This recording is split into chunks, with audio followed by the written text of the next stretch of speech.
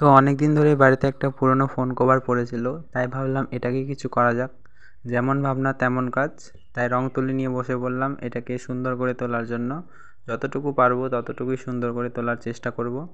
এখানে আমি ক্যামেলের fabric acrylic colour ব্যবহার করেছি। আপনারা চাইলে যে কোনো ব্র্যান্ডেরই রং ব্যবহার করতে পারেন, তবে এক্ষেত্রে ফেব্রিকা কালারটা ব্যবহার করলে জিনিসটা দীর্ঘদিন টেকসই থাকবে।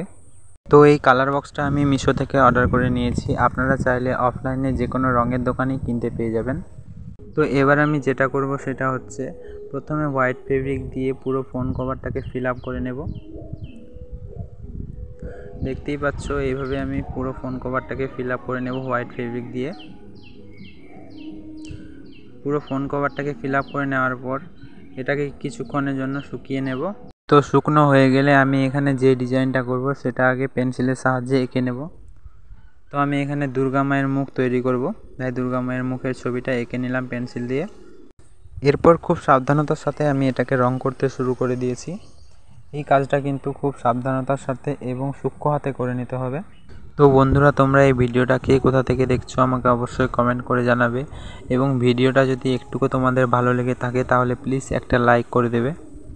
এক্ষেত্রে বলে রাখি, আমি তেমন ভালো আর্ট করতে পারি না, কিন্তু যতটুকু পারলাম ততটুকুই তোমাদের সামনে তুলে ধরার চেষ্টা করলাম।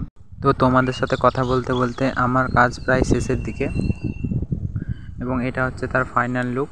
কেমন লাগলো জানিও। তো আজকের ভিডিওটা এই পর্যন্তই। দেখা হচ্ছে নেক্সট কোনো ভিডিওতে। ততক্ষণে সবাই ভালো থাকবে, সুস্থ থাকবে। ধন্যবাদ।